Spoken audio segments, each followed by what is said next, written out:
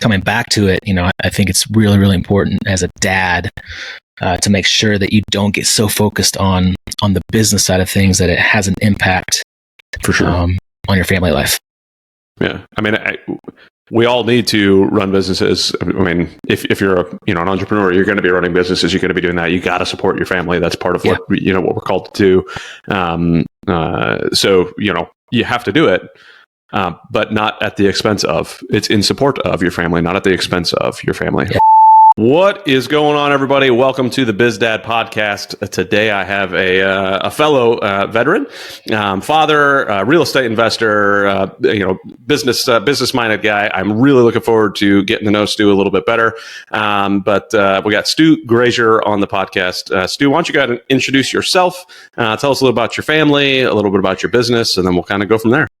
Yeah, thanks, man. I appreciate it. I'm excited for your podcast launch. I know it's already going amazing. Got some cool guests so far, and I'm humbled to be on there with those other guys. Like I said, Stu Grazier. I am a husband to my beautiful bride, Crystal. We've been married. August will be our 15th year anniversary. And then we have two amazing children, 8-year-old daughter. Her name is Collins, and a 5-year-old son. His name is Wells. Or if you ask him, he's 5.5. You got to make sure that the half is in there. It needs to be there. Yeah, it has to be there. But they're amazing, and I've dedicated my life to really being the best husband, the best father, and just the best leader that I could possibly be in the community. As you said, I'm a veteran. I retired from the Navy after 20 years of service last June of 22. Congrats. Awesome. Thanks, man. So I flew helicopters for about 10 years, and then I transitioned and flew C-40s or like a Boeing 737 as well. That was a really awesome journey. But I'm glad it's over, and I'm on to the next journey. For sure. And then lastly, like you said, real estate investor, own multiple businesses. Started doing investing when I was right out of college in flight school in Pensacola. I started investing in real estate, and I've tried about every asset, every niche, every strategy that I could possibly do. I've failed a lot. I've learned a lot, but somewhere along those lines, I've found some success in a few things too. So happy to talk about managing businesses while active duty, and now managing businesses while being a focused husband and dad. Awesome. Yeah. It's funny. You said 15 years, and we've got kids very similar in age. I've got my oldest is 8, and my middle child is 4. He's 4.5. Again, got to be specific with the half. So he's 4.5. And the 8-year-old, so he's 8.5. It just doesn't end. But I was talking to somebody once, like it was my 12-year anniversary or 11-year anniversary, something like that, with my wife. We were just walking around, and somebody gave us a compliment about how cute of a couple we were, and we're like, "Oh, thanks. Well, how long have you been together?" And again, it was either 11 or 12 years. She's like, "Oh my goodness, that's so long. Okay, I should talk to you about how." And I was like, 11, 12 years is a really long. You got to be kidding me.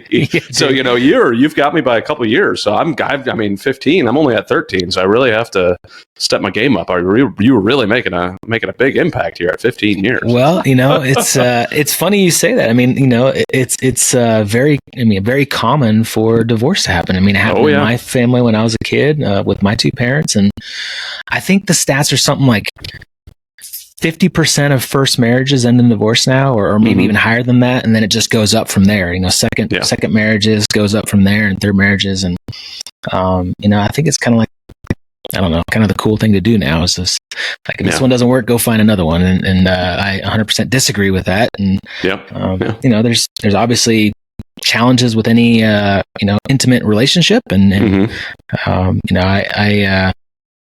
it's important to me, and that I focus there and be intentional with making sure I can show up to be the best husband I could possibly be. So, for sure, we have a podcast as well. And we had 2 guests on our podcast, and they were both at 40 years of marriage. So nice. I think that's pretty impressive. Right? Yes, it is. Obviously, that's a goal of ours for sure. But there's a lot that happens within those 40 years. Mm-hmm. So always good to surround yourself with other men that can kind of lift you up and show you some things to do so you can make it to 40. Very true. I'll be happy if I'm alive in 40 years, if I'm honest.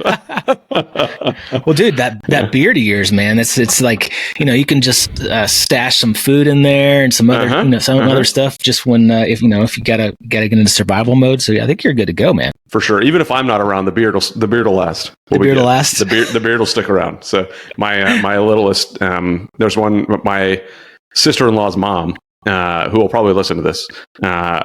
She just like always gives me a hard time about my beard. And then she bought my daughter when she was born a onesie that says, "My dad's beard is better than yours." I'm like, you're complaining about my beard all the time, but here you go, buying accoutrement for my beard. Yes, supporting some swag for the beard. Clearly supportive. So, oh, dude, I've tried to I tried to grow a beard when I was kind of getting out of the military, and I couldn't do it, man. Like it just like it got itchy, and I know you got to get past that itch, but I just couldn't do it. And my wife hated it. Like she absolutely hated it. And so I had to cut that thing off, and then I started growing the hair out, and it got kind of long, and I hated that. But my wife loved it, and she was like, "Oh, I love your locks." But I cut that off recently. My son, my 5.5-year-old son, tried to not tried. He wanted to get a mohawk, and he wanted to get matching mohawks. So he talked me in to getting the mohawk, the faux mohawk cut. Yeah. So I did that just recently. He also wanted to get lines. You get like the lightning bolt designs on the side. Yeah, yeah. He wanted to talk me into that, and I had to put a. Stop. Did he get those at least? Yeah, okay. He got those, but I couldn't go there yet. Maybe in the future. Funny. Yeah, I'm not sure I could do that either. I don't know. Yeah. Maybe I could put that in the side of my beard right before I shave my beard off, which I'm not sure when that'll ever happen, but we'll see. My oldest gives me a hard time about the beard all the time. Says, "Daddy, you look better without the beard." Says, "Buddy, you barely remember me without a beard." Like, yeah, right. You remember seeing pictures. That's about it. But now I've only had it for, I guess, almost 2 years now. But when you give them like hugs and kisses, do you like rub your beard against their, like the side of their face and stuff, and get in there? Yes. And as far as the itchiness and stuff, so you have, first off, you got to get through that first like 2 weeks of pure itch, especially in the neck area. But total soft moment here. Definitely got to get the right conditioners, and definitely got to get the right, like all the stuff. So if you ever decide to do it again, your wife hates it, so you might not. But anybody else who has a beard, if you're thinking about growing a beard, you definitely have to have the right stuff. I'm not sponsored by Honest Amish, but I love Honest Amish products. They do a great job. They've been making a big difference. But my wife she will not have the beard if I don't keep it keep it soft. Like it needs to be soft. It needs to stay shaved. If I don't literally blow dry it after a shower and comb it out, it just turns into like this massive poof ball. It's all super curly, and it's terrible. It's terrible. When I was in Afghanistan, was the first time I grew a beard, and I was with special forces guys, and the team sergeant was like, "Hey, dog guy." Because back when I was a dog handler, he was like, "Hey, dog guy, you're starting to look like Wolfman." And I was like, I didn't even know I could grow a beard, so Wolfman's a compliment. Thank you. Yeah, I had no idea. Yeah, I appreciate that. So I had to go get it trimmed up a little bit. But I mean, it connects to my chest hair. It connects to the back of my head, underneath my ear. It's dreadful. I think God thought I was going to live on an iceberg. I don't know what happened, but Well, I don't know if you've talked about your beard at all on your other podcast, but I have not. This is the first. But hey, so I appreciate you bringing it up. Keep on talking about it, and maybe you'll get some sponsors, Yeah, and for those of you who are just listening, you need to join on the YouTube channel, and you can see the wonderful beard that we're talking about. So, anyways, back on track here. So you mentioned that your parents went through a divorce when you were a kid. Tell me a little bit about your dad and the divorce, and how that kind of if how you thought about it then, how you think about it now, kind of what kind of impacts that had on you. Yeah, man. I'll probably get a little bit vulnerable here, but that's okay. So my parents divorced when I was 5 years old. At the time, didn't really know what to think about it, what to do about it. They had split, and my dad ended up deciding to move to a different state. And so they had, kind of visiting rights. So I didn't spend a whole lot of time with my dad because he had moved away. So my mom had full custody. So for a long time, my mom was just a single mom with 2 kids. And I have a younger sister, and she did everything for us. She ran everywhere. We were super active in our schools. We had lots of extracurricular activities. lots of sports. Both my sister and I were big into sports and playing about anything and everything, we could try. She was just running all over the place. So she was an amazing mom. And then I would go and see my dad. Summers we'd go spend a month with him. He lived in New Mexico at the time. I lived in Texas at the time. And then we'd go a week during Christmas and then a month in the summertime. And, over time, it's hard. It's hard to not have a father figure in your life, for, especially in those early years where there's so much that a dad can be there for, right? To be there to support you in your sports, to show a boy how to do man stuff, right? Yeah. So eventually my mom did remarry. She remarried when I was 12 years old. And we ended up moving to Central Texas. My stepfather, he'd already had kids. He was a little bit older, so he had kind of gone through the round of being a dad and having kids. And he was supportive. He'd show up to my baseball games and football games and be there, but he wasn't like incredibly engaged. He wasn't going to be like taking me out and showing me how to fix a flat tire on my car and change the engine oil and kind of stuff like that, right? So he was physically present, but maybe not fully like intentionally mentally present, emotionally there. Yeah. So it was just normal for me, and I just continued to go through life. I ended up going to the Naval Academy. My stepdad did kind of support me and push me to help me go be a pilot in the Navy. He was very supportive in that. He helped me a lot with that, probably because it was a free education, and so he didn't have to pay for college. So he was super supportive of that. But at the same time, he was super helpful with that kind of stuff. I think not until later on in life that a child may show up. Oh, nice, Here man. we go. You want to say hi? Oh, you just did. You say hi. Does it even come on? No, you just got it off. What's up, buddy? I want this to stay. Mr. Stu said hi. Can you say hi? Hi. Hi, what's your name? Rourke. Rourke. What's up, dude? Yeah. What you got there? Is that a balloon? There was a balloon flying up there where we stopped off my water bottle, and I put this in there, and I put the bead in there. Up a little higher. Yeah. He had an Easter egg that he put a bead inside of a Lego. Yeah. Pretty awesome. Oh. Are you guys getting ready to go to Sky Zone? Yeah, I'm not sure to bring my balloon there because I don't want to accidentally untie there so my balloon doesn't get lost. That's good thinking. I'll watch it for you while you're gone. Okay, buddy? Okay. All right. Can I have my earbud back? Have fun. I love you, bud. See you, Rourke. Bye. Bye, buddy. Have a good day. Don't forget your water bottle.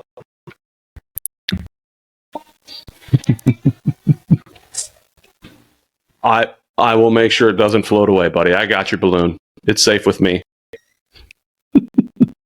All right. So now they're going to go to Sky Zone. We were just talking right before we hit the recording that they were supposed to be out the door. And, your kids, I don't know if they're out the door yet. Are they still slamming away up there? Yeah, I hear some footsteps upstairs. See? Yep. Eventually. Sky Zone. Sky Zone's the place, man. My kids love that place. Wears them out. It's great for the kids. I went last week, and I haven't been able to walk since. My knee is swollen up, my back is on fire. I was like, God bless. This is why the VA pays me money every month, because I can't play with my kids. It's ridiculous. There's something there though, that I get competitive, right? Oh yeah. Do you get in the dodgeball area at Sky Zone and start playing, wailing on some teenagers that are in there? And I may have pelted an 11-year-old girl last week. I can't confirm or deny whether that actually happened, but it may have happened. I don't know. There's no video evidence. So I've gotten in trouble with my wife for double bouncing. Of course. I'll double bounce my 5-year-old, and he gets high, man, but then he lands wrong and he lands on his neck or something. He comes off crying, so I have to be careful. Yeah, I understand. We got a trampoline in the backyard, and that's about all I can do now is just do some of the double bounces. I can't do a lot of the bounces myself. I'll just spring the kids, and that's about it. It gets pretty painful for me. So. My daughter's in gymnastics, and so she always challenges me to try to do the stuff that she can already do. And so I tried to do a front flip on the trampoline a while ago, and didn't land it, but I got close. I was actually pretty proud that I didn't like really seriously injure myself. Nice. Well, congrats. That's a win. Honestly, that is a win. Yeah, for sure. So, well, I don't remember exactly where we were before the little man we came were talking in. about Getting into the Naval Academy, getting the free education is one of the reasons. Yeah, for my stepdad was pretty pumped about that. Yeah. No, I think the point is, I didn't know. I thought that was normal, right? As a kid with divorced parents, having step parents, and that just kind of became my normal. Later on in life, I think when I actually had some time to reflect on it all, and when I say later on in life, I'm talking like the last couple of years. Looking back on it, I realized that there was a lot of impact there. There was a lot of hurt, a lot of disappointment, a lot of times where I wish there was a father figure in my life, and it really made me think about how I'm showing up now for my kids. For sure. And it was really my own transition out of the military to kind of civilian life. I was so nervous about the transition, and I felt like we were pretty set up. We had started real estate investing a long time ago. We had, property, passive income, fully, financially free, had completely replaced our military income.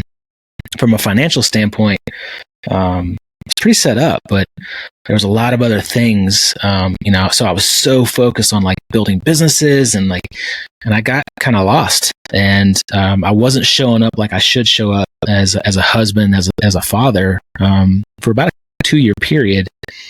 For a long time, man, like my kids just saw me like this, right? Like just had the cell phone in front of my face for those that are just listening.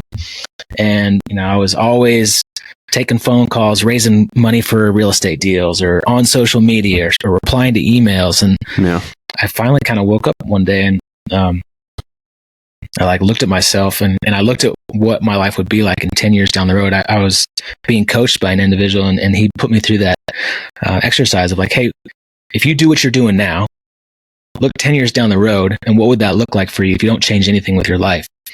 And I did that, and it wasn't good, man. We were financially free, we were building wealth, we were good with that, but I didn't have a relationship with my kids. I didn't have a relationship with my wife. I was out of shape. I didn't have a relationship with my God. I'm a Christian, I'm a believer, and I kind of stopped reading the Bible in the mornings and praying and all this kind of stuff because I was so focused on building wealth and creating income and building our businesses that all the other stuff that I said was important and I said that what I was doing it for kind of got away from me. So that's a long answer to your question, but I think coming back to it, I think it's really, really important as a dad to make sure that you don't get so focused on the business side of things that it has an impact for sure on your family life. Yeah, I mean, we all need to run businesses. I mean, if you're an entrepreneur, you're going to be running businesses. You're going to be doing that. You got to support your family. That's part of what we're called to do.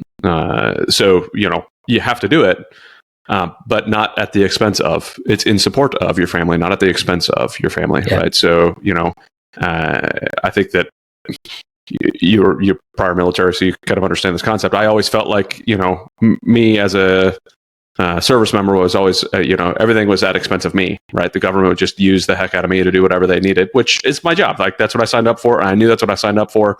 And I enjoyed it for a very long time. I had some really great experiences.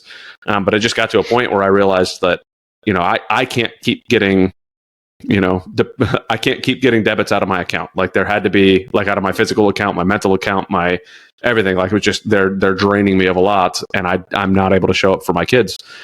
So one thing I try to be cognizant of, and I'm not always very good at it, but you're bringing it back to light again. Is like I can't let my business become that new debitor, the one that keeps pulling now mentally, physically, and because I've had it. Not going to get into too many details, but the last couple of weeks have been really rough for me on a couple different fronts. And it's like, golly, I'm just extremely spent. Not to mention I got a new baby. So I'm already not getting sleep. I've got a lot of stressful things going on in a couple of the companies I'm running. And it's like, golly, I just can't keep doing it this way either. So if there's got to be a time where I sit down and realize what is actually important. What am I putting first and what am I not? There was actually a book I was just listening to yesterday, mowing the lawn. The Ruthless Elimination of Hurry. I don't remember who referred me to that. Yeah. It was amazing book. There was definitely some points in there where, it's written by a Christian pastor. So it's very focused in that direction, which is good for me because, I'm also a Christian and the way I kind of explain it is it's my God, my wife, my kids, right? And I need to make sure they're in that order all the time. Yep. Which is funny because my oldest son would ask me, why am I third on the list? So then I had to explain to him, the reason behind it. I said, and when you're married, your wife's going to be second on your list. And I had to try to explain everything to him. He acted like he understood. We'll see. I'm sure that conversation is going to have to come, multiple times. But it's one of those that's I put on my goal sheet that at least 3 days a week I have to be studying something in the Bible, doing something with the Bible, whether it's listening to a breakdown of something on a podcast or something feeding my brain that's keeping me aware of where I'm going. And then church is a given. That's a given every week with the family. But there's got to be some extra stuff in there, and if I can say, okay, well, the wife and I are going to sit down and watch an episode of whatever it is at night, but I'm still not doing the things that are putting my God, my wife, my kids in that order, then I've got to be reassessing that all the time.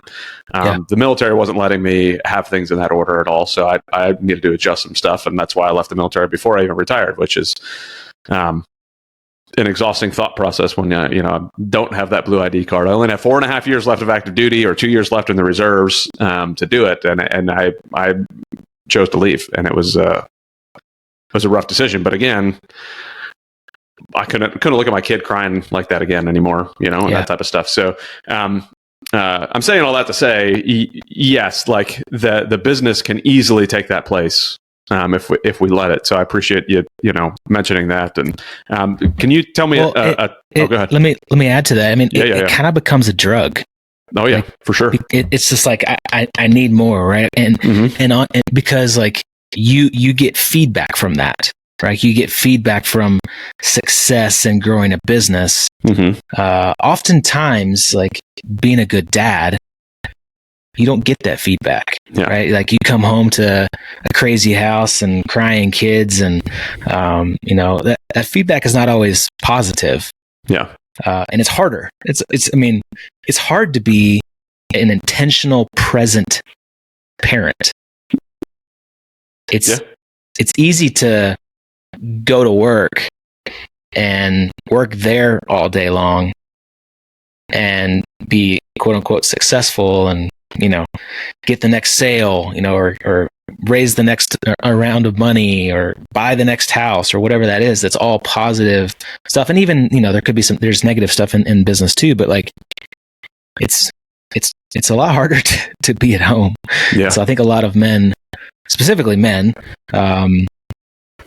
choose work and business over being present and intentional dad. And I've tried to put myself in that spot and try to think, okay, what is it that people are thinking they're doing correctly? Like, especially when you look at the going back to the military side, the divorce rates are insane, right? And people just think that's fine. I'm just going to get a divorce and move on. It's no big deal. Like, how do we justify that in our brain? Because I don't know what I would do in that scenario. Like, I don't know how I could look at my kid's picture and go, "Boy, I'm not there at all to be able to support this." Like, I don't know what mental gymnastics I would have to go through to make that something that's even a feasible option. And I think that's one reason why, what will help a marriage last is if that isn't a feasible option, right? I mean, there's always scenarios. Don't get me wrong. There's always scenarios, especially, being a Christian biblically, there are scenarios very much so that it's time to divorce. But just because, I don't know, we fell apart. Okay. That means you didn't do anything to put it together, because you don't just fall apart. Like it's didn't try very hard. Yeah, exactly. It's active on both sides to be able to, work to get to the point to be ready to be married, and then work to stay married. Like, it's not just, okay, well, we're married now, everything should be smooth. Like, no, now the fun begins, right? Yeah. But I don't know. There's got to be something that, do you have any thoughts on what kind of, what are people's mindset? And hopefully, hopefully we can walk through some of these that maybe people are thinking, and tear that apart a little bit and help them think differently about it. Yeah, I think a lot of people right now are in this instant gratification journey. Yeah. And I think that people are searching for happiness, and they get mixed up between happiness and joy. Oh yeah. And I think that they search for that in their relationships. And like you said, God is the most important thing in your life, and it's the same for me. And I think that people search for happiness in other things besides what is the only source of true happiness, and that's God. They look for it in, an intimate partnership. They look at it in video games. They look at it in pornography. They look at it in drugs and alcohol and all of these other sources that can never feed true joy. And joy doesn't always mean that you're always smiley, happy faces, unicorns, and rainbows, right? A great book that I go to a lot is Man's Search for Meaning by Viktor Frankl. And one of the things that he talks about in finding true meaning is understanding that there's going to be hard times, understanding that there's going to be challenges, but because you understand it, then you are able to push through it, and you find meaning in that because you learn lessons from it, you get better from it, and you grow stronger through it. And especially if you can do it with other people, and if it's a project that you're passionate about, and you wake up every day wanting to go tackle. Like he did that in a concentration camp. Yeah. Like if he can do it, I think, those who have a fight with our spouse could probably get through it too. Yeah. Right. Because the fights are going to happen. The hard times are going to happen, but you can't, as cliche as it sounds, you can't truly enjoy the good times unless you know what it's like to have a bad time. Right. So you have to be able to go through those, and it's just on the other side of those is where you really are going to find that joy. Like you make it through it, you realize where it's at, you get the right mental attitude. And we got to teach this to our kids too. And that's a whole other beast in and of itself. Yeah. But, it's going to be very hard to teach it to your kids if you're not acting it, and you're not, showing it. Right. And again, like this cell phone in front of your face, and, it's going to even be more of a challenge for our children with who knows what's going to happen, 10, 20, 30 years from now. But, social media is incredibly prevalent, and people think that all their friends are on social media, and this just crazy, technology boom, like I'm sure there's going to be, all this AI stuff, and, who knows what it's going to be like, but you have to get back to the basics of true, like building true relationships in person, right? Like, so there's definitely some challenges ahead with parents now trying to enforce that and teach that and practice it, because our kids are sponges, man. They're gonna do and see and say whatever we're doing, and so like if you're always, on your phone, on your computer, not being present, then they're gonna do the same. For sure, they're gonna notice it. But I want to compliment you on the fact that you took a minute to realize, like, okay, I did not understand. You said it was just within the last few years that you really kind of looked back and realized what you were kind of missing and started to try to make those changes. First off, too many people don't look back and realize what what feelings they have towards, or what reasons they believe certain things, or have, understand certain things, to be able to change how they're thinking moving forward. So well done on your part to be able to say, okay, well, I saw that, I see that, I don't want that to be me, right? Because somebody has got to break a chain. It's there's a picture drawing of the way it kind of is. It's like a child getting hit by the dad, then the child growing up to be a dad, then screaming and yelling at that child, that then turns into a dad that screams and yells at that child. It's just like this. But somebody has to come in and break that pattern. Like you went in and broke a pattern to say, okay, well, no, I need to be a present father. I need to be there for not only just the baseball games, but there emotionally and open to be able to have these conversations and, represent what it is to be a good father figure to my kids. And without that awareness, it makes it very difficult to be the dad that your kids actually need. You need to have some sort of awareness there on what's going on. Talk me through kind of like what that awareness did, and what, like, was there a large distinction between how you were interacting with your kids before that and how you are after, or do you think you just now had an understanding of why you do the things you do with your kids already? Like, can you walk me through that? Yeah, man. I kind of hit on a little bit already. This transitioning from active duty Navy to really just entrepreneur. Like, had zero desire to go, do another W-2 job. We had created real estate businesses for ourselves, and I was doing it for the family, and I think that's a common phrase, especially in the real estate investing world. We're doing it for the family, but I was so focused on doing it for the family that I wasn't even present for the family.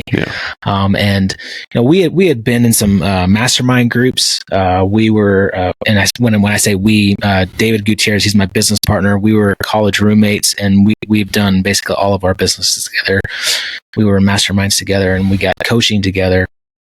And that one exercise, it was during the transition out. That one exercise of that a coach led us through, of just looking at your life and reflecting on, what you're currently doing. It's just like Google Maps. Look at where you are right now and look at where you want to go.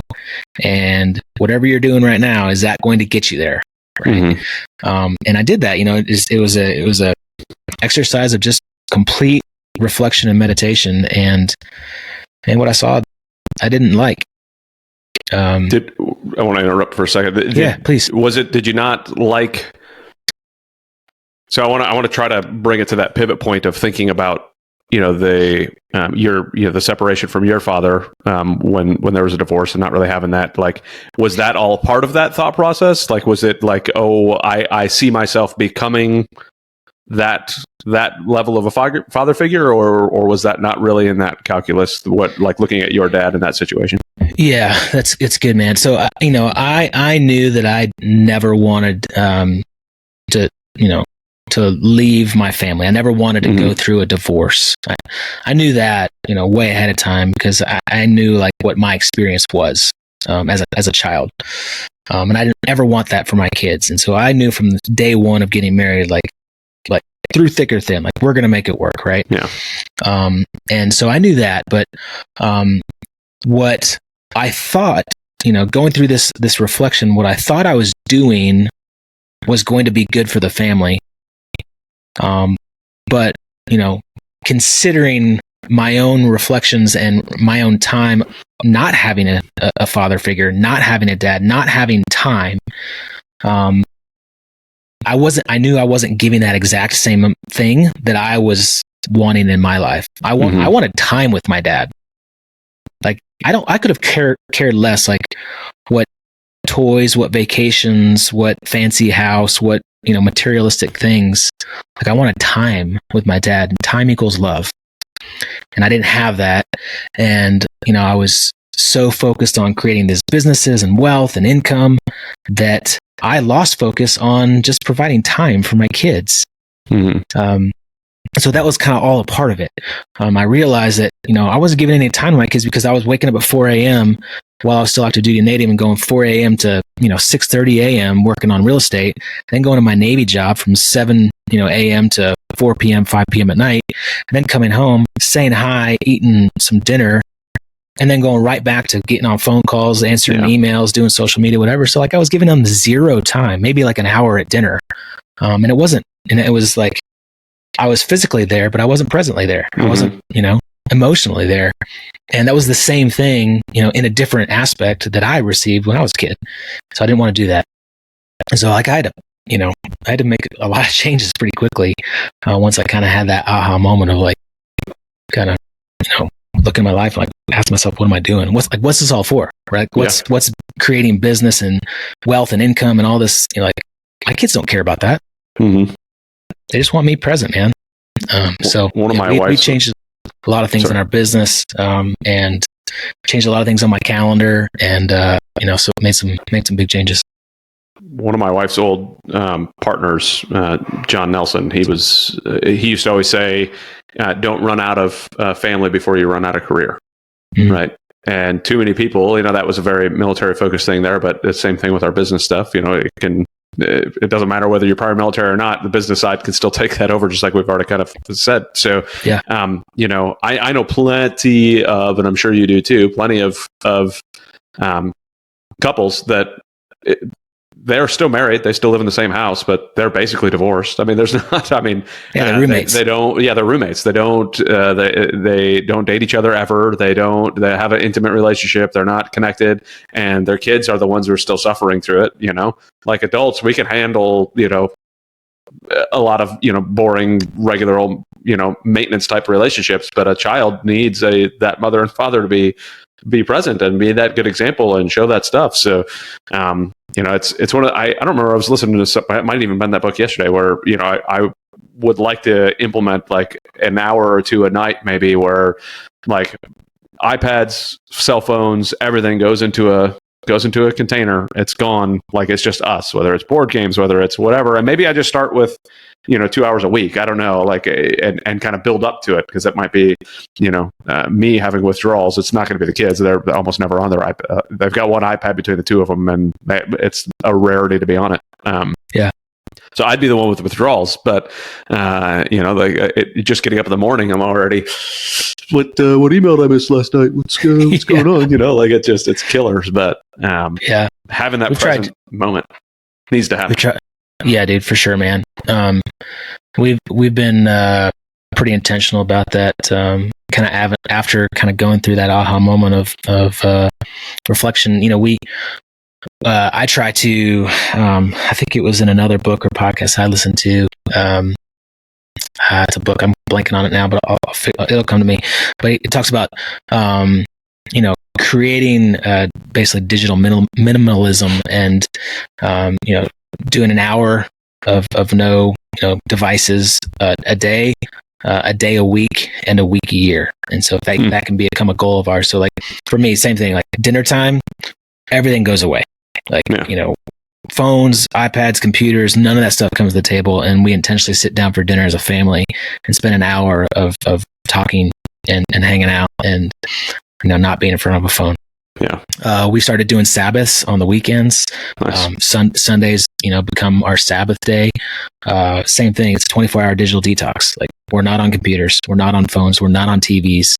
We're reading books. We're hanging out. We're going and doing hikes, out in Colorado. We're going and doing, just hanging and enjoying what God provided for us. And then I haven't done it this year, but it's coming up in July. We'd go and I'm going to plan on doing a week of, again, like just a digital detox. No work, no computers, no phones, no nothing, and just shut it down. And what I've found is, man, it's just like an amazing reset. Even just that hour of not even being on it, and and what I think it's doing is it's modeling what success looks like for our kids. Again, like if my kids just see me on my phone all day long, they're going to do the same thing. Yeah. And, so it's good to do that kind of stuff, to be present as a dad, without the phone or computer in front of your face. Yeah. So there's a guy I listened to, Dave Rubin, that he every month or every year he spends a month offline, like doesn't like no computer, no nothing. He's got one cell phone that is like a burner cell phone that people have just in case there's an emergency, like they can call him. But I couldn't imagine doing a month, but you mentioned doing a week. Is this, how many years have you done that, or how many times have you done that 1 week detox? And kind of walk me through what that actually looks like. I haven't done the week yet. Shocking to me. Okay, so this is going to be the first one. This is going to be the first one. Oh, yeah, this is going to be the first one. Yeah, we're doing it. Let's hear it. Yeah, I mean we're going to Mexico end of July, and I'll probably bring the computer, but it's going to stay in my backpack. The phone basically just plans on being on silent mode, and only a few people are going to have access to really calling, like my mom, my dad, and my wife's going to be with me. So really just my mom and my dad. I'll look at it probably once a day just to see if either of those two people have called or texted. And besides that, man, just it's shutdown mode. We're just going to be being on the beach and going on adventures with the family. That sounds awesome. Yeah, I would love to challenge myself to do something like that. It's that's a tough one to think through. You definitely got to put some systems in place. You got to put, you got to make sure that the right people know. If you own property, property management needs to know. Your business partners need to know. Your other family members need to know. But I mean, it's a week. Even I don't know what the worst case scenario is for your business, but I mean, we had a house burn down. We had a rental property burned down. We didn't even know about it for like a week and a half after. And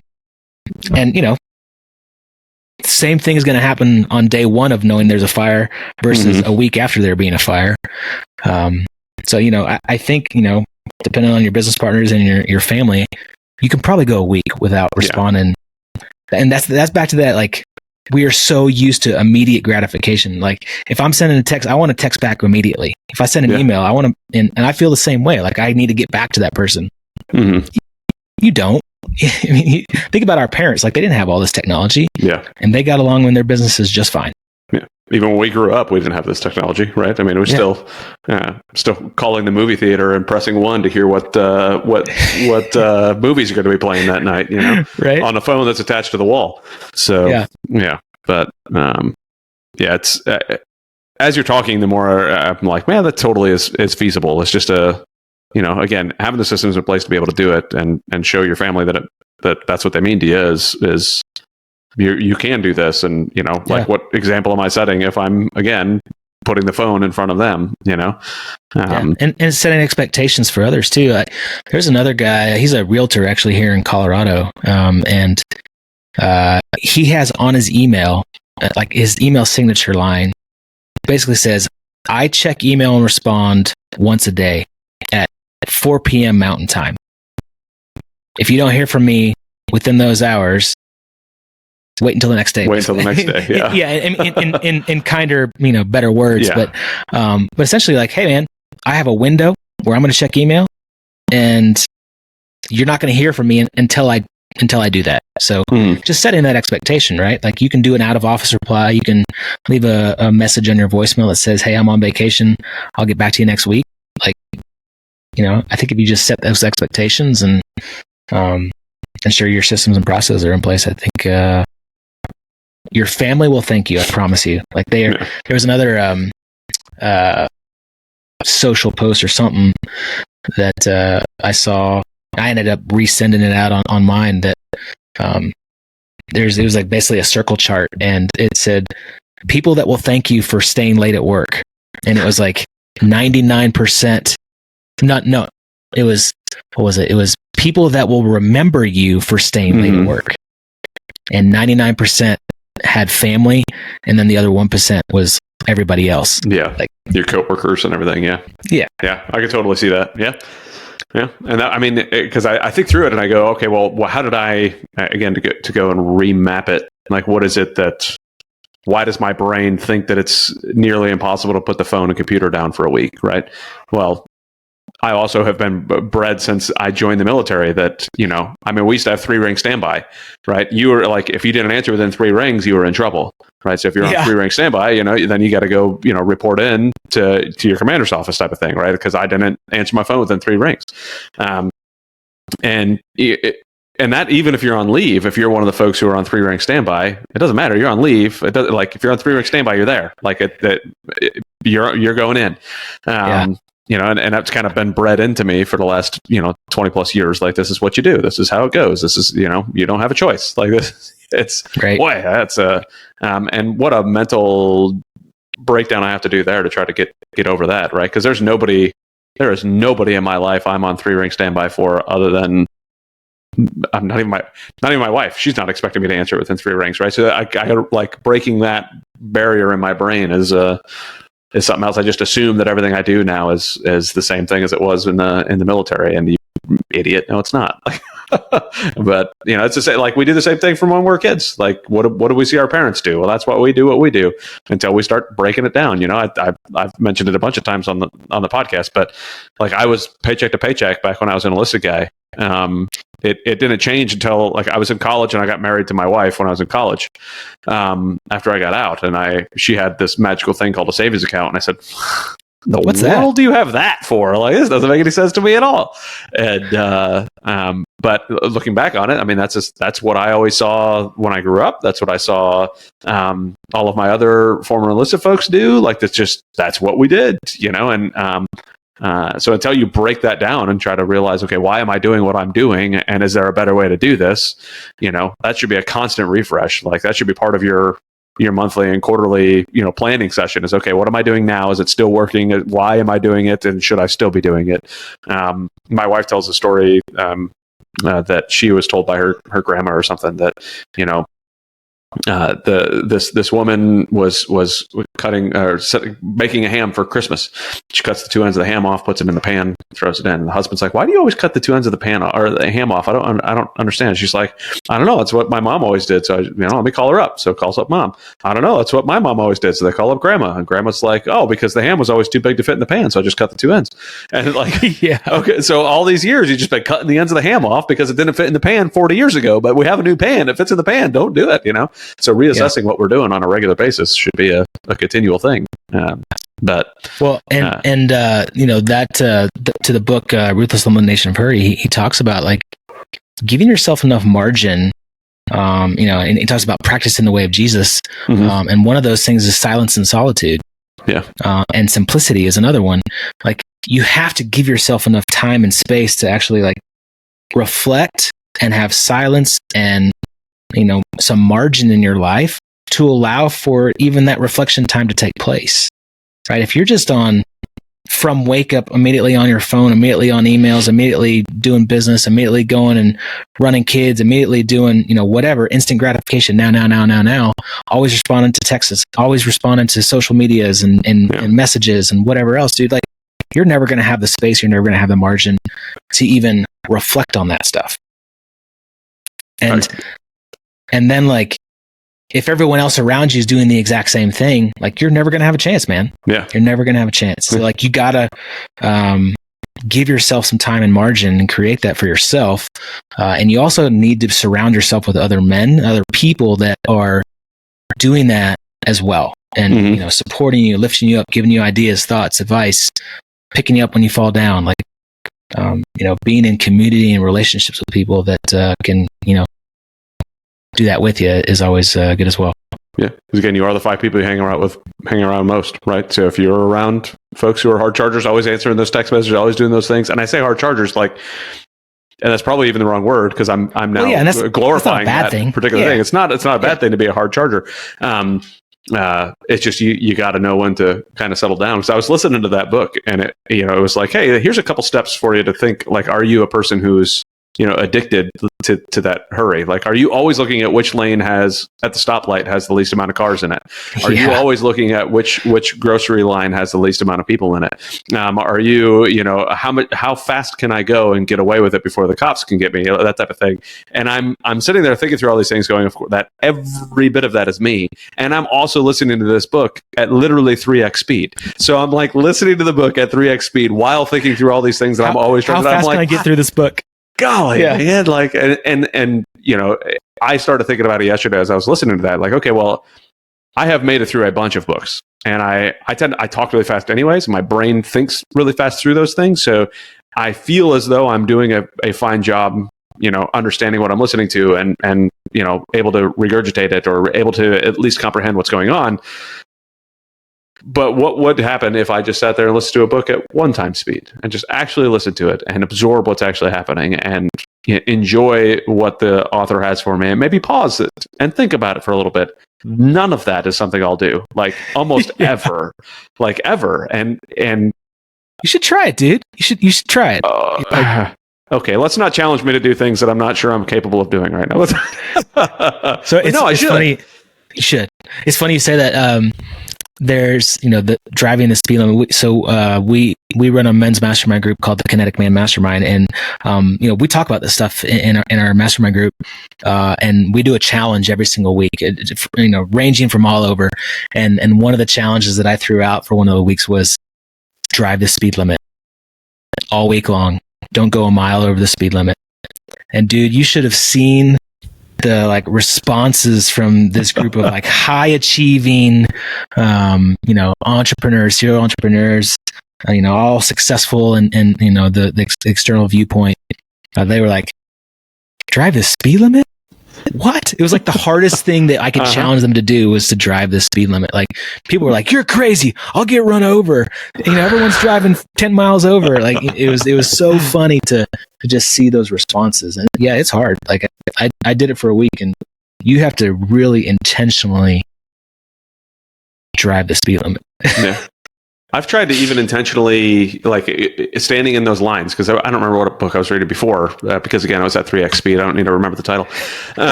But I was standing in line at a grocery store and trying to not have my phone in my hand while standing in line, right? Not trying to respond to an email or listen to something, because I'll almost always have my headphones in. If I'm by myself, if I don't have my wife and kids, if I'm walking through a grocery store, if I'm walking through anywhere, the headphones are in, I'm listening to a book, I'm listening to a YouTube channel, I'm listening to something business, I'm listening to something real estate, I'm responding to people's messages, I'm doing something as I'm walking around. Where it was okay, don't do that. Leave your phone in your pocket. Try to have a conversation with the person in front of you, which was nearly impossible because the person in front of you is almost always on their phone too, right? Yeah. So it's well, now I'm this weird, awkward guy, trying to talk to the person in front of me, which is not a weird, awkward thing to do. I'm just communicating with people around me. But it's so odd now, to actually see that. And I should challenge myself to do that again, because I am constantly feeding myself with that phone. And boy, it hurts to even say it out loud, honestly. But it's constant. Well, and I was that same guy, man. And I'm not perfect by any means. I still go through it, but you have to force yourself to intentionally think about what's the most important thing, and then put barriers in place, and I'm sure you've read the book Atomic Habits. He talks about putting things in place that will either stop you from doing a bad habit or remind you to do a good habit. Well, one of the things that I did is, I took social media off of my phone. I took all the apps. I deleted all the apps off of my phone. They haven't been on my phone in probably a year now. And so I can't go to my phone and be swiping, through social media posts when I am standing in the grocery store line, or when I'm sitting, watching my daughter's gymnastics class or my kid's jiu-jitsu class, and I have to be present because there's nothing else to do, right? I'm gonna put my phone away and I'm actually watch my kids, because here's what's interesting too is my kids look up to see if I'm watching, right? And other kids look up to see if their parents are watching, and most of the other parents are head down in their phone the entire class, right? So how do you think that comes off from a kid's perspective, like when you looked up to see if your dad's watching and all they're doing is have the cell phone in front of your face. Yeah. And as you as the dad, not you, because you're saying this, but are you the listener as the dad who is doing that, telling yourself, well, at least I'm there. At least I'm there. Right? Yeah. Because again, it goes back to that, like, okay, yeah, we know plenty of couples who are married that they're just roommates, right? Like, okay, are you just a taxi driver then, right? Or are you a supportive dad that's trying to be there? And I catch myself, again, not perfect at all. So there's my son's in an Under Armour golf league, right? So, and it's tournaments every weekend type of thing. So we go and I'm his caddy. So I've got a little caddy bib and everything. Nice. He's got his name on the back. It's really cool. That's awesome. You're out there for 4 hours with him. Yeah. And 4 hours on a golf course it's difficult to not pull my phone out. So every time I pull my phone out and I look at it, whether I receive a message or I'm checking an email or whatever, like I'm supposed to be a caddy for my son. And now here I am staring at my phone instead of walking around with him.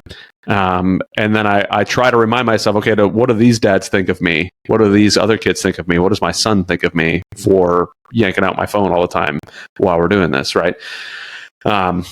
And it's a constant reminder for me, like, be present with your son. Like, it's 4 hours on a Saturday morning. You're fine. Go and be present with your son. Go enjoy that time. So he'll remember it. For sure, he'll remember it. But I really enjoy doing that, though. Either way, he'll remember it positively or negatively, right? Yeah. He's going to remember it negatively if you're on your phone all day long. Yeah. But he'll remember it positively if you're present and you're there. There's have you read the book, The Family Board Meeting? Yes. That was a pretty impactful book for me too. We started implementing, quarterly family board meetings with our 2 kids, and that's that same idea. It's 4 hours, right? You schedule it once a quarter. You do basically a date with your kid, one-on-one. No devices, no phones. Only reason you can have a phone is just to take a picture for a memory. But you ask your kid what they want to do for 4 hours. And include a meal on that, and you just be present, man. You go and have fun and do whatever your kid wants to do. You go have a meal and you talk and you ask questions. And as I'm doing that with my 8-year-old and my 5-year-old, the questions and the conversations are pretty simple. But just think if I'm doing that every single quarter, how much trust are they going to put in me, and having those deep conversations when it gets to 14, 15, 16, 17, 18, sure. Those conversations matter a whole lot more. Yeah. And it's just once a quarter for 4 hours. I put it in my calendar and I failed miserably at doing it. Miserably. Because you said, that's once a quarter, right? It's not that difficult. But I failed miserably at accomplishing the task. And I need to go back and listen to the book again, just because. And that one, the subtitle talks about 18 summers, right? Isn't that 18 summers. Right? So, I mean, you only have 18 summers with your kids. My kids started school early, so I only have 17 summers with my oldest, right? And it's like a constant reminder. And it's one of the reasons I've actually thought about doing. I'm probably this close to actually doing homeschool because I want to spend a little bit more quality time with them. And my oldest was in kindergarten when COVID kicked off. So when I told him about homeschool, like I was thinking about doing homeschool now, it's like, just imagine, like Daddy loves to travel and I could take you guys with me if we do homeschool. Like on the trips that I do, whether a business trip, whether a personal trip, whatever, I could take you guys with me. And the money I save, because they both go to private school, the money I save could go towards those trips that you go with me and extra trips and all the stuff, right? So, but he remembers COVID of watching videos, and he was like, Daddy, if I do homeschool, am I going to have to watch all these videos again for school? Because that's what we had to do at the beginning. They gave us all of these recorded videos to be able to watch all the stuff, and he's staring at a computer screen for 4 or 5 hours a day in kindergarten for 4 hours a day. I'm trying to train my kid not to be obsessed with screens, and you're forcing me to put him in front of screens, right? And I was like, no, buddy. He's like, well, who'd be my teacher? I said, I'd be your teacher. I'd be your teacher every morning. He's like, oh, I could totally do that, Daddy. Yeah, I could do that. You could be my teacher, So what a different world. He was like, yes, that's more time with my dad, and I could, Dad. It scares the heck out of me because I'm thinking to myself, well, me be a teacher.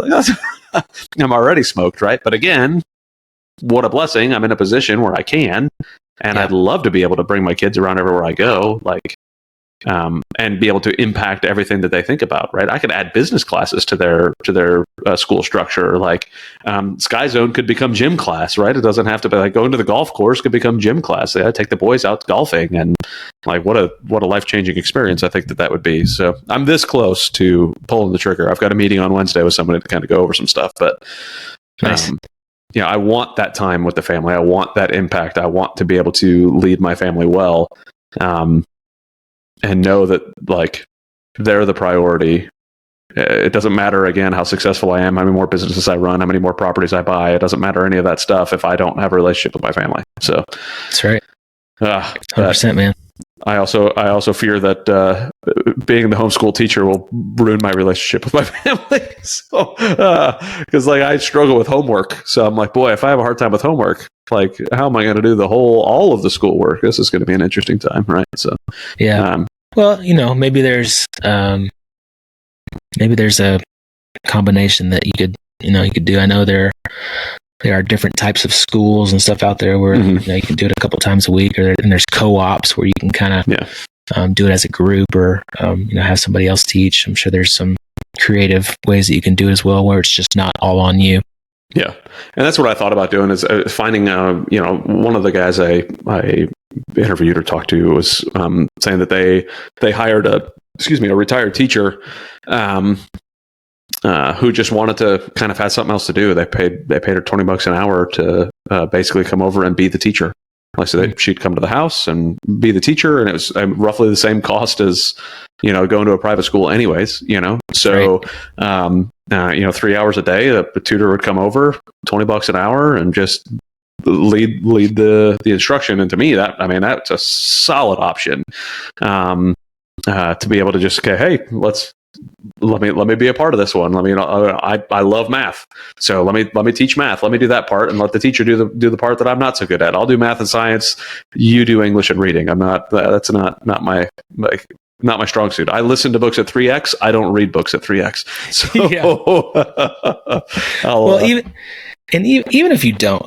even if you don't, let's say you choose not to do the homeschooling route, as a dad, we can still be really intentional about putting the time in to be the teacher, to be the role model, to be the one that's leading your family through, making sure they know, values, and teaching them the stuff that they're not going to get in school, because there's a lot of stuff that you want to make sure that they know and learn that they don't get in school. For sure. I read The Intentional Father. Have you read that book by John Tyson?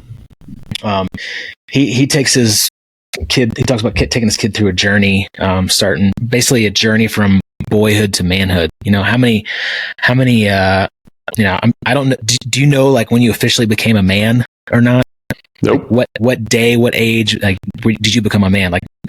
The American society doesn't have that, right? And there's a lot of other cultures, a lot of other societies that do.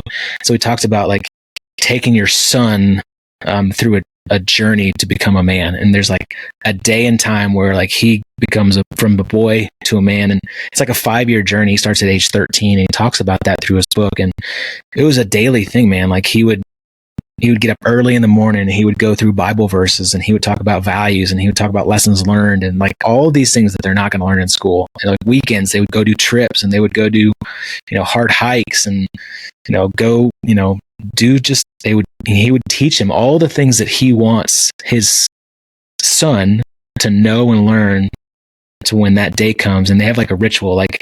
He talks about they went to some lake, and he runs out into the water, and he comes back, and they do almost like a night dubbing ceremony where he becomes a man, because he passed the test of all these hard things that he did for the last 5 years. It's a really cool idea and a really cool thought. And my kid's not there yet, but when he is, I plan on kind of doing something similar to that. And it's just being intentional, man. It's just as a dad, you get so busy with life and running businesses, and but you have to be intentional with that, and you have to balance that in. I had an image of an Eagle Scout as you were saying that, right?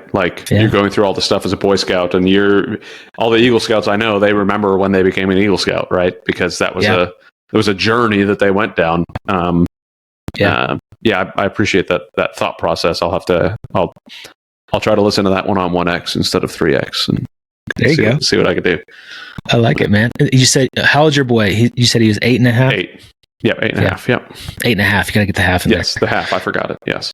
Yeah. I mean, so you have some time too, but I mean, it doesn't have to start now with boyhood to manhood, and we started trying to do like family meetings. We have a once a week family meeting on Sundays, where we talk about a value. We talk about honesty or love or like whatever the value is, and we hit on it for a week at a time, or we go for a month at a time, and we talk about examples of how'd you show love this week, and we talk about it as a family, and then we vote on who gets like the love award for the week. And my wife makes it like a little love, like she just takes a piece of paper and like draws a heart on it and says love, and it's the award for the week, right? And maybe get like a sucker or something like that, or an ice cream or something, but like we all vote on who gets the love award for the week. And so like just something like that, right? It's an hour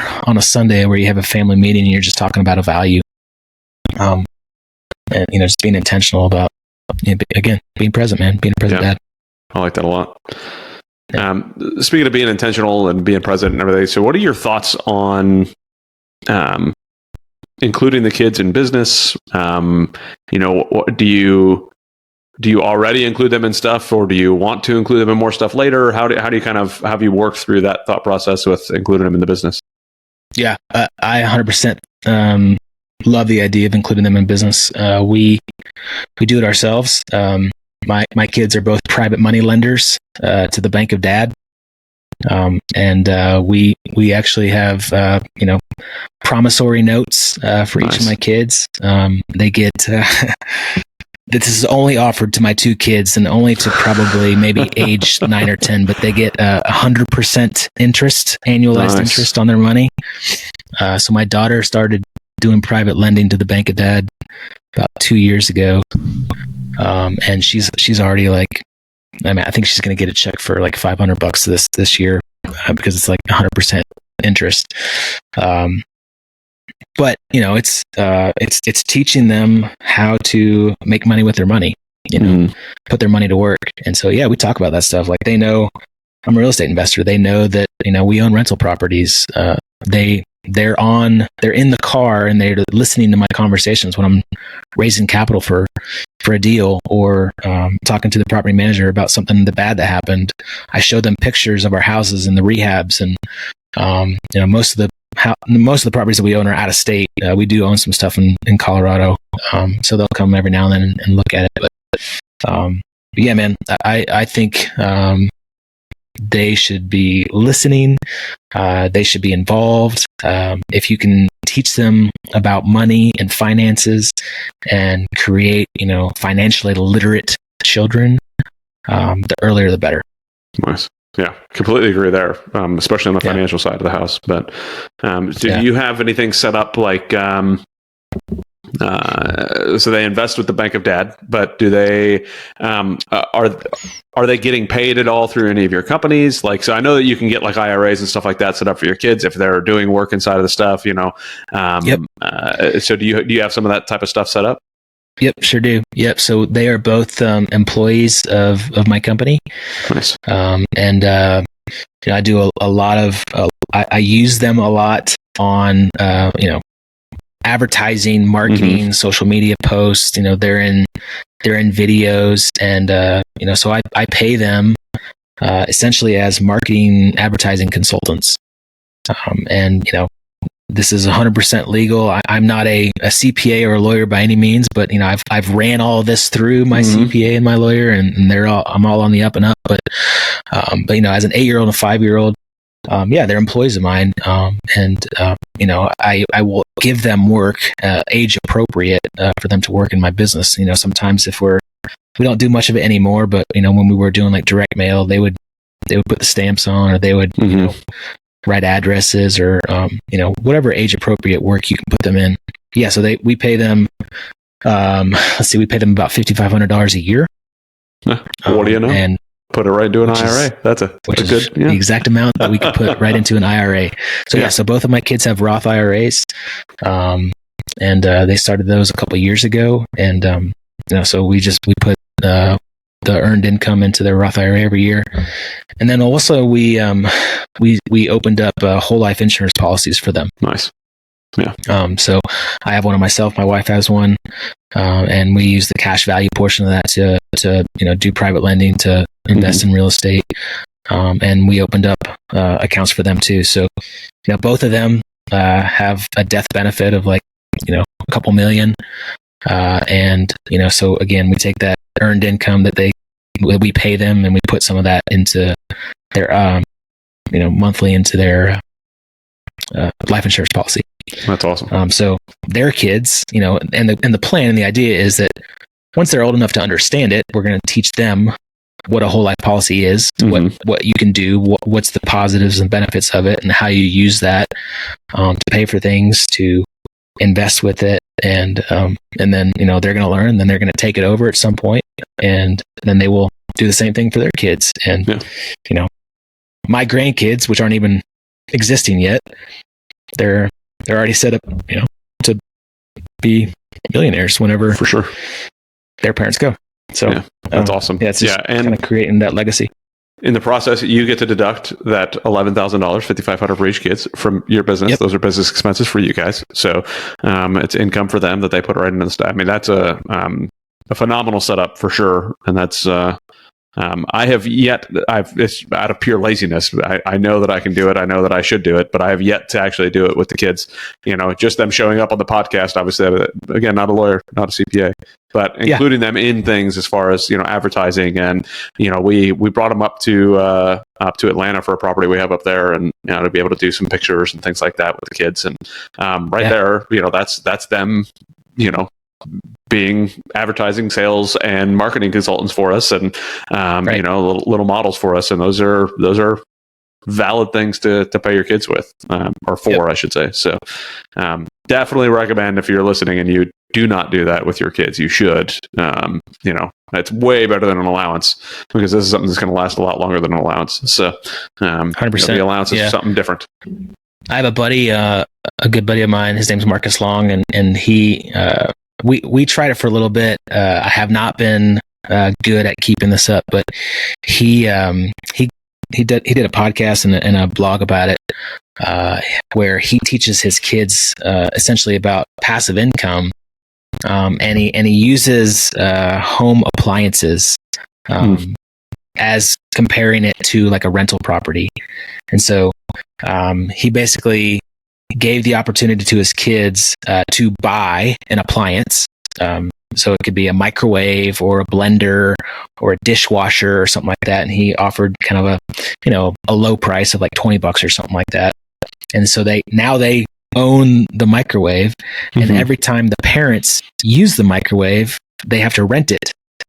And they have a tracker on the microwave. And so every time that they use the microwave, they have to pay, a penny to use rent the microwave, and so they keep track of it all month long, and then they tally it up at the end, and then they add in insurance and taxes and maintenance and all these things that you would add into an expense and a cost. And so they basically, their microwave that they bought for $20 now becomes an income generator for them, and he talks about all this stuff. And so, like, at the end of the month, they basically pay rent for the number of times they used the microwave. So I really like that. Was Marcus Long, you said? I'm make sure I wrote that down right. Yeah. I'm going to look him up. That's awesome. A good dude. Yeah, I've been saying for a while. Yeah, it's a lot. Sure. Like, I would need a chart on the appliance that we can mark down and remember, and be able, right. That's I would always forget, But think about. I mean, it's such a great lesson, right? Oh, for sure. Yeah. I just recently created a chart for fitness stuff, because that's an important thing in the family. My oldest really loves it.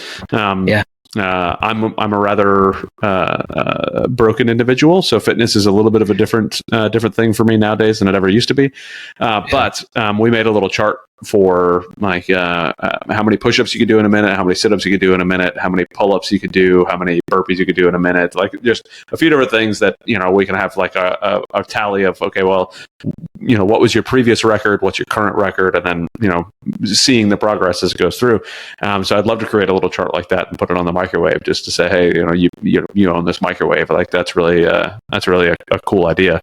That, I mean, honestly, I suppose the structure would be a little bit of a pain to set up, but in the grand scheme of things, I mean, if it really isn't going to be that much. I mean, I could print a little thing over, make it happen, stick it on there, have a little white, dry erase marker next to it.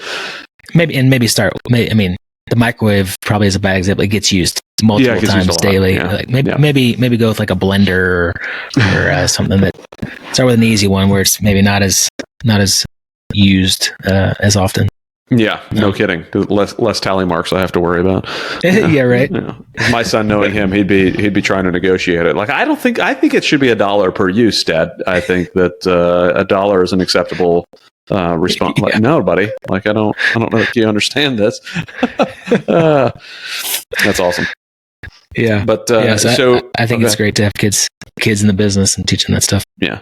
Good. Yeah, I completely agree. I want them around a lot of the conversations and around, knowing why I'm talking to people. And, I have oftentimes I put my headphones in if there's a call while I'm in the car, mainly because the boys love to play and fight and, be boys in the back seat. But if it's just Adam in the car, especially having him hear those conversations and understand what Daddy's doing while he's on the phone, and whether it's a negotiation, whether it's a broker, whether it's just a business partner or whatever it is, like being able to hear those and being involved in those conversations. And one guy I was talking to, he was like, yeah, and I always ask afterwards, like, what did you think about that conversation? How did you think it went? What do you think Dad could have done better? What do you think, the other guy's response to this was, or whatever it is? And being a little bit more intentional about that is something that I would really like to start doing as well. That's good, man. Because it goes back to, and I've said this I think 100 times at this point, is the things that they're learning are caught, not taught, right? Like what is it that they're seeing us do that is helping them learn something, as opposed to what am I teaching them, what am I telling them? Because it's what am I showing them is a lot more of an example of what's actually happening. So yeah, we even the words that you use are so important. We started saying GDHT, Graziers do hard things, around the house, and it's kind of become just a saying. And we go on hikes a lot here in Colorado, and we'll go on challenging hikes where my 5-year-old has to like climb, there's times where like he's a little worried, he's a little like scared, and we push him. We push him to, and we say Graziers do hard things. And a couple weeks ago, he was on his scooter and he was riding around in our driveway in our cul-de-sac, and he fell and he skinned up his knee. He was trying like a little like jump off of the curb, and he fell. And he was kind of got up and started crying a little bit, and then he kind of wiped it off, and he's like, I know, Dad. I'm going to get up and I'm going to get back on it. I'm going to go do it again because Graziers do hard things. I was like, yes! Success! Win! Yeah. But they're sponges, man. They're just little sponges, and so they do, and they see what you do, and so you just have to be intentional with that kind of stuff and be conscientious of what you're saying, and so it's powerful. I think there's how do you communicate with your wife about that? Has there been problems at all, or issues that you guys have to deal with through? Because I know at the beginning, before we even had kids, I had to have the conversation with my wife because I'd seen it with her mom. Like, okay, anytime our kid skins their knee, the response is not, oh my goodness, are you okay? Because a lot of moms want to do that. Dads do that too, don't get me wrong, but that's going to be 9 times out of 10, it's going to be a mom response, not a dad response. And I said, we won't be doing that. We won't. Yeah. I won't be training my child to be a victim. It's not going to happen. You're going to get back up. You're going to get back on the horse. She has done a phenomenal job. It's never really been an issue. She's a little overly cautious with some things because that's her job as the caretaker. But do you guys have to have specific conversations about things like that, or is it pretty much well known between the two of you guys over the last 15 years that this is just kind of what we do, or how's that kind of played itself out? Yeah, we have to have conversations about it. I think most moms, they're going to be the nurturer. They're going to be the one that goes to, they come to cry on the shoulder when you're hurt. And just the other day, we were again on a hike. We went on a Colorado, 6-day road trip. We hit all the national parks in Colorado. Nice. And we were on a pretty challenging hike, and there were some spots where they were kind of along the edge. Not like cliff edge, you're going to fall off and die, but it'd be a decent little fall if you slipped on some rocks, and it was a constant be careful from my wife. And I was like, I kind of turned to her and I was like, stop saying be careful. They're gonna be fine. And and she's like, okay, I know. But yeah, what she heard was quit being a mom. Yeah. Quit. I can't stop being a mom. Right. Yeah. She knows. We have conversations. Yeah. She knows we want to raise kids who have a growth mindset, and we want to challenge them, and she's all on board, but sometimes she has to catch herself being a mom. Oh yeah. And it's just the same thing. I have to catch myself being a little too adventurous from time to time, letting them do a few too many things, so that's funny. We threw my son up on the roof of the house I don't know, when we first moved into the house, there was something up on the roof, and me and my brother-in-law threw him up on top of the roof, and he goes running across and go to grab whatever it was. He's like, this is so much fun. Let's do this again tomorrow. It's like, yeah, let's not, let's not. Cause he's, and they join me when I'm going up, putting up Christmas lights and doing all the stuff. So, you'll see it. Did he go right in? Did he go right in and tell mom that he had just gotten on the roof? Absolutely did. Yes. Yep. Yes, he did. He got off and guess what Daddy just did? Yeah, that's exactly what Daddy just did. Yes. But thankfully, I tell people my wife rides motorcycles and shoots guns all the time. Right. So that's one of those, I'm a little blessed. She's got a little adventure in her. Nice. It works out really well. We just had a daughter, so we've got 2 boys, and then our youngest is a daughter. And it's if she wants to be a princess, we're totally screwed because neither one of us are going to know what to do. I'm going to be wanting to throw my princess on the roof, and she's going to we'll see what happens. But with my oldest, it's one of those that I won't. That your scooter story reminded me of it. I won't let that type of moment be the last one. They have to get back on and ride. They have to go and face whatever it was. Adam was riding his dirt bike once, and he crashed into a tree. So he was coming down a little hill, and he came up and right into the tree, flew off, hit his shoulder into the tree. I thought he might have broke a collarbone type of thing, he shoulder first square into the tree.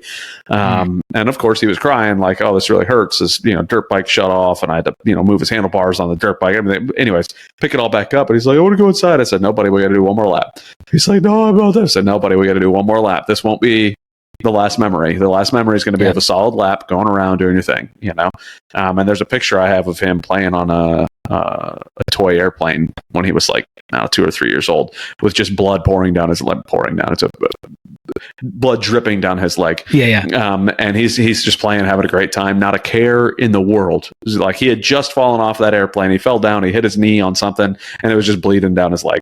And he did not care at all. So I show him that picture all the time. I said, this is exactly what you used to do too. That's why we're doing what we're doing. This is going to become what happens later. If you get punched in the face, not literally, but figuratively, or maybe even literally, right? Figuratively, whatever it is, life is going to punch you in the face, and that's not where it stops. That's not there's stuff that goes beyond that hit in the face. So stuff that goes beyond crashing into a tree. Let's keep it going and remember the good that comes out of all of this and learn from it. So I love hearing that you do something similar with that. Graziers do hard things. That's phenomenal. I love hearing that. That might even be the title of the episode. Who knows? It's important, man. Just, the words we use are powerful. And, teaching your kids to have a growth mindset. Yes. I can't is a word that, that phrase is not allowed in our household. Good. It's the same thing I said. That's it. And if it's it's I haven't learned it yet, or, I still need practice with, it's something I'd say the same thing. Can't is not a word we use. We can't say can't. Yeah. It's just not, it's not in our vocabulary. So, but man, that's a hard one, because there's times I say the same thing. Hey, Daddy, could you do this? No, I can't do that. Oh, Daddy's knee doesn't really allow him to do that right now. Like, it's not that I can't. It's just I need to do it differently, or Right. whatever. Like even last night, my son, wanted. I didn't say I can't, but it was one of those. How's he going to remember this things? And something in the same vein. Now we've been out late. We came back. It was like 10:30 at night, and said, "All right, well, you guys go get in bed. Daddy, could you come tuck us in?" And I was like, "Mommy and Daddy are going to sit down. We've got some. We just want to chat, relax. Just Mommy and Daddy." Okay. And then, I go in and go to the bathroom, and I was like, "You idiot. Like, you're home with your kids. Go tuck them into bed." Like, and I go in and I jump into bed and start tucking them in. And I thought you were going to tuck me in. I said, "Come on, buddy." I had to think about that again and say, there's no way Daddy's not going to, like, I'm not going to be home and not come tuck you into bed. Like, it doesn't matter what time it is. It doesn't matter whether you should already be asleep. Like, let's tuck you guys in and say goodnight. And,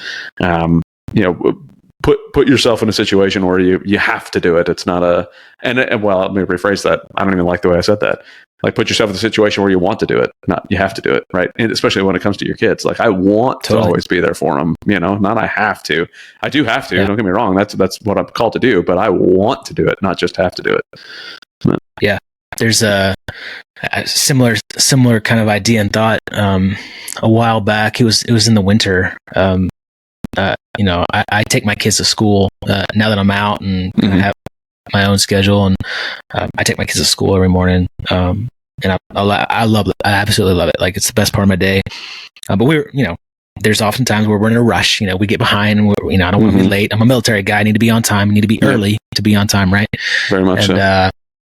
It was snowing. It was wintertime, and we were already behind schedule. We were already late. So I was getting flustered. I was getting hurried, and I was trying to get him out the door. And we go outside, and my son stops, and he's like farting around, and he starts like piling some snow up, and he turns around and he like throws a snowball at me, right? And I'm like, "Let's go!" And I'm like flustered, rushed, like, "Get in the car, we're late. Like, we're gonna be late for school."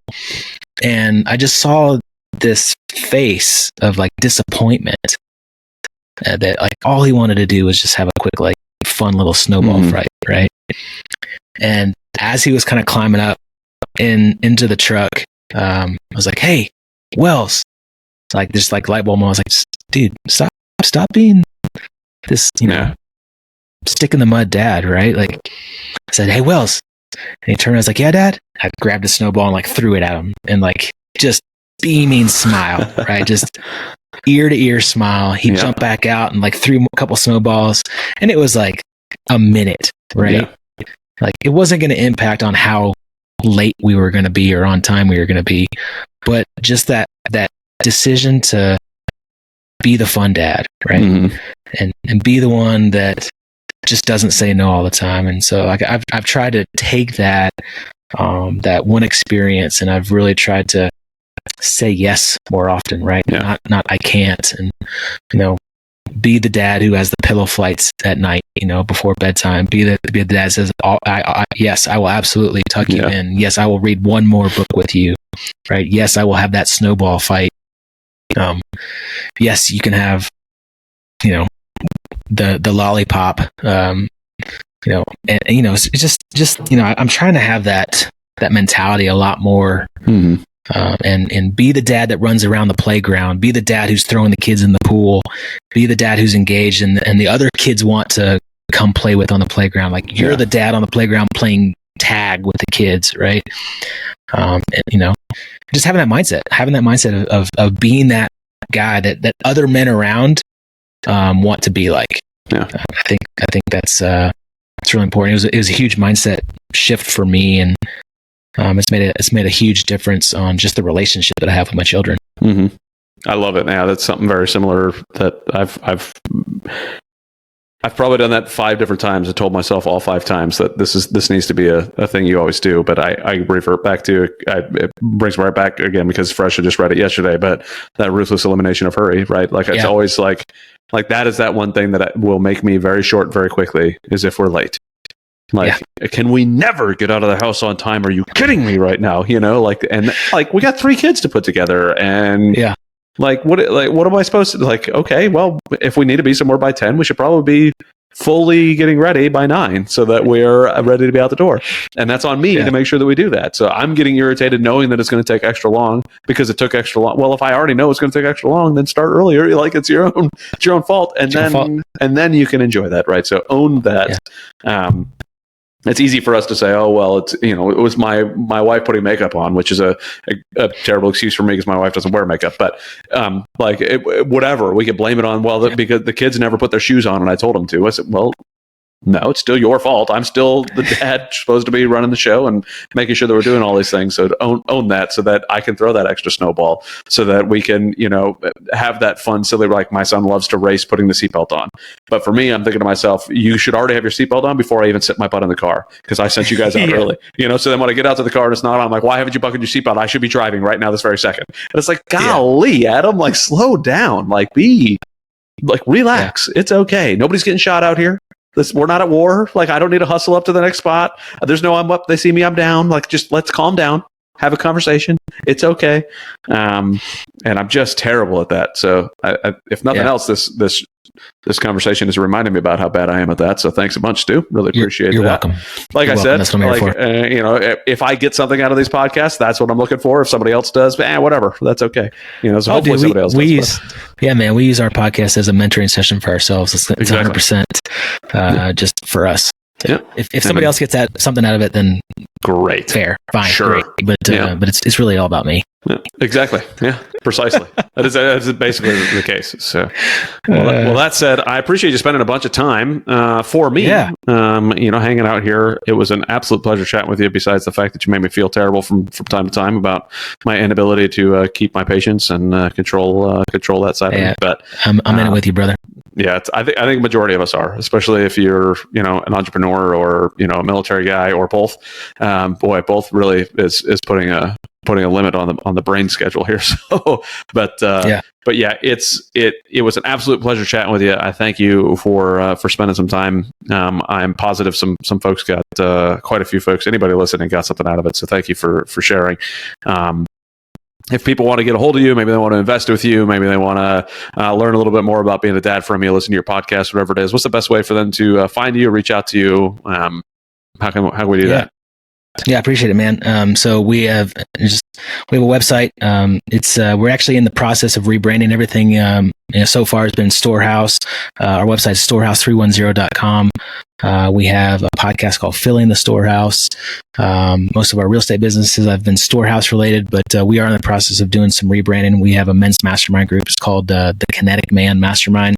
So a new website is in work right now. It's thekineticman.com. Go check that out. There's links to socials. I'm pretty active on LinkedIn. If you want to look me up on LinkedIn, just look up Stu Grazier on LinkedIn. Happy to connect there. That's it, man. All right, awesome. I want to appreciate you having me. Before we close, I do. Tell me about Storehouse 310. What does that mean? Because I saw that on Storehouse 310. So Storehouse 310 comes from Malachi 310. Our businesses, we said a long time ago that our businesses are going to serve and give. It's one of our core values. So 10% of all the profits from any of our business goes into a donor advised fund, which is created through the National Christian Foundation, and then we take that money and we go and support charities, nonprofit organizations that are doing great work. So Storehouse 310, Malachi 310 says, bring a tithe to the storehouse and test me in this and see if the Lord will not open up the floodgates of heaven. That's phenomenal. So that's what we do, man. I had a feeling it'd be something like that, so I wanted to ask. That's great. I'm glad to hear that. So, all right. Well, thank you again, Stu, for jumping on. I'm really excited. It was great to get to know you a little bit more, and looking forward to the next chat. You still. All right. Thanks, talk to everybody later.